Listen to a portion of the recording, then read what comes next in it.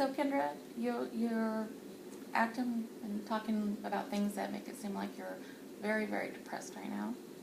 So I'd like to ask you, have you had any thoughts about hurting yourself or taking your life?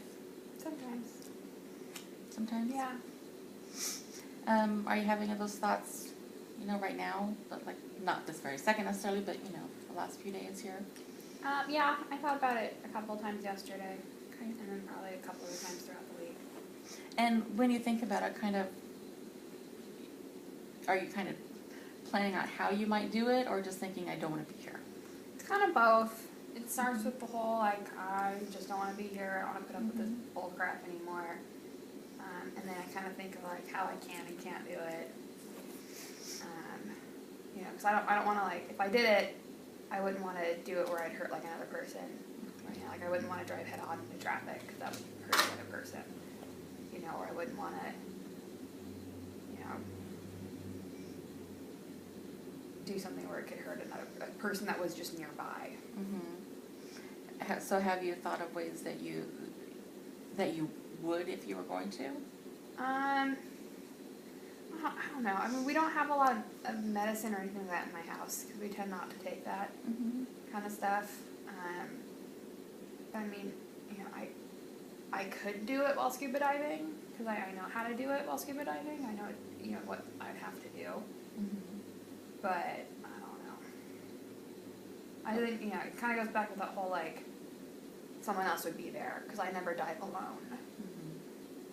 So, it would put a lot of stress on the other person. Right. What would you have to do if you were scuba diving? Well, you could do it different. I mean, if we were doing a deep enough dive, I could just not take the 3-minute rest period at 15 feet. I could just let myself shoot up really high, which could burst the lung.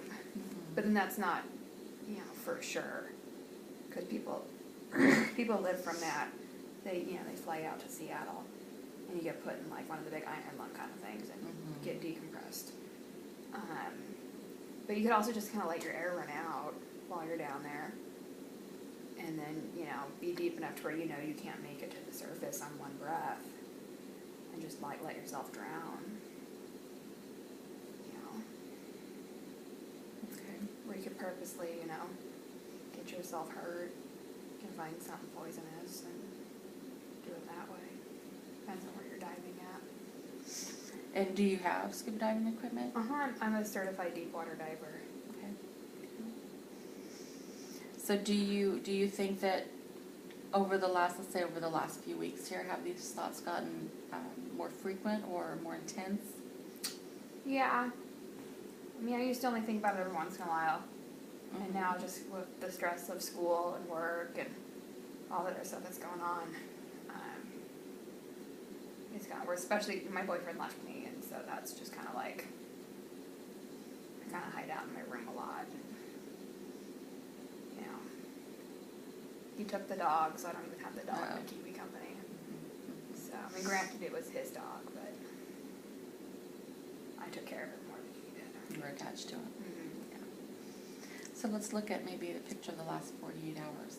In this last couple days here, is this something that you are really thinking that you might actually do? I don't know if I could do it soon, because I have so much stuff I have to take care of. I mean, I'd have to, like, stop my financial aid, so I wouldn't want my mom have to deal with all that. I just paid the next month rent on my apartment.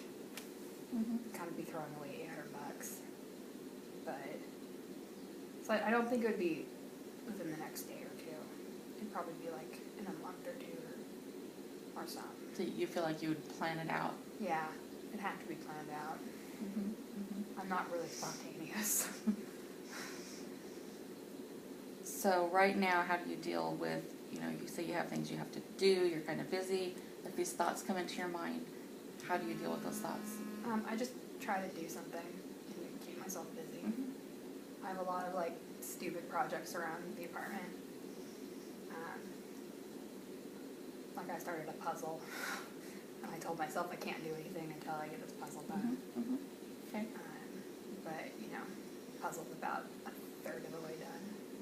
But I have to finish that damn puzzle.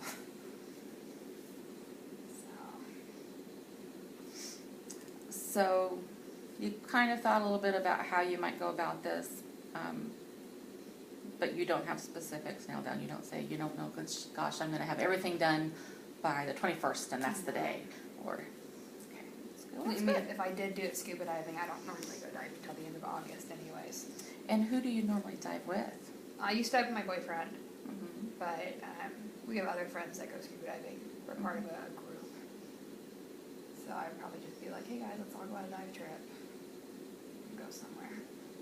Or even maybe, you know, treat myself to like a boat dive in like the Channel Islands in California or something and go with a group of people I don't know. Mm-hmm.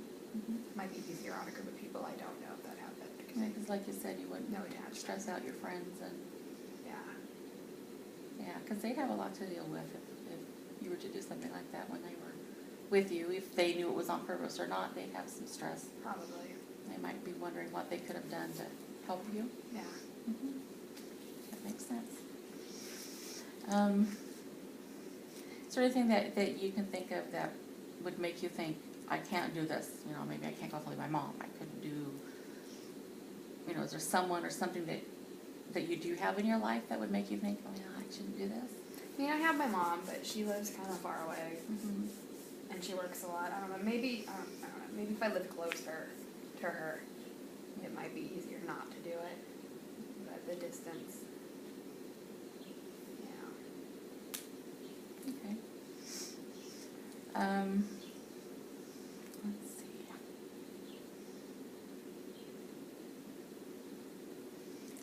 So you said you do have scuba equipment at home, Mm-hmm. but does it take some planning to? Yeah, because I don't have all the equipment. I have to go rent some of it. But I have the majority of it. I have to go like rent a tank Mm-hmm. and a suit. Because my suit doesn't fit anymore because it's too big. But it's not hard to go, you know, to the dive shop and say, hey, can I get a tank and stuff for this weekend? So, I mean, it's like $40. So have you ever attempted suicide in the past? No. Has, well, I guess let's go this way. So when you think about suicide, is it just you, or are you hearing maybe some voices or that are saying you should do this, or? It's just me. Just my crazy little head. I don't know that anybody's actually crazy, because what's normal?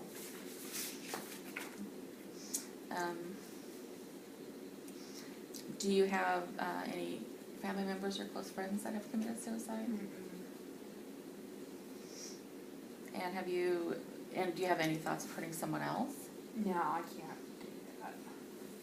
Well, that's good. I can barely even kill a spider in the house. I always put it in a jar and take it outside.